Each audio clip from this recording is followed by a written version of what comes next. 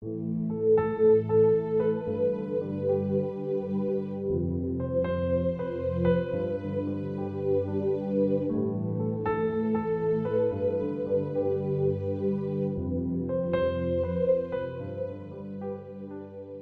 du 1er décembre, angoisse et délivrance. En ce temps-là se lèvera Michel, le grand chef, celui qui tient bon en faveur des fils de ton peuple. Et ce sera un temps d'affliction, tel qu'il n'y en a pas eu depuis que les nations existent, jusqu'à ce temps-ci. En ce temps-là, ton peuple échappera. Quiconque sera trouvé inscrit dans le livre. Daniel 12, verset 1. À l'aide d'un bâton, un garçon fouillait dans un tas d'ordures gelées. Lorsqu'on lui a demandé ce qu'il faisait, il a répondu qu'il cherchait de la nourriture pour sa petite sœur. Les habitants de Leningrad, une grande ville de Russie, cherchaient tous de quoi manger, car il n'y avait plus ni chien, ni chat, ni rat. Au musée d'histoire de Leningrad se trouve le journal de Tania Savicheva, alors âgée de 11 ans. Elle y raconte en détail la mort douloureuse de 6 membres de sa famille à cause de la famine. Voici sa dernière note. Tous sont morts, il ne reste plus que Tania. Malheureusement, à partir de ce moment, elle a cessé d'écrire. Elle est morte, elle aussi. Plus d'1 million de personnes sont mortes pendant les 900 jours du siège de Leningrad, un chiffre 10 fois supérieur à celui de la bombe atomique d'Hiroshima. 8 heures du soir, le 27 janvier 1944, les quelques survivants de la ville ont levé les yeux au ciel et ont vu des flèches dorées s'élever au-dessus du dôme majestueux de la cathédrale Saint-Isaac. Une pluie de fusées rouges, blanches et bleues illuminait le ciel. Le grondement de canon de 324 mm a résonné, marquant le moment tant attendu de la libération de Leningrad. Les jours du siège ont été vraiment terribles pour les habitants de Leningrad, mais ils ne sont en rien comparables au temps d'angoisse qui précédera le retour de Jésus. Cependant, dans les temps les plus sombres, les plus difficiles, ceux qui attendent sa venue lèveront les yeux et verront un arc-en-ciel resplendissant et glorieux sur le trône de Dieu. Le soleil brillera au milieu de la nuit, la terre tremblera et les cieux s'ouvriront tout grands. Ensuite, à l'est, un petit nuage sombre s'approchera de plus en plus jusqu'à ce que l'on distingue clairement la figure de Jésus. Entouré d'anges célestes, le son d'une trompette puissante retentira et les tombeaux s'ouvriront. À ce moment-là, la libération de la planète Terre sera devenue une réalité. Quels sont les aspects de ta vie que tu dois abandonner à Dieu pour être prêt pour sa venue? Amen.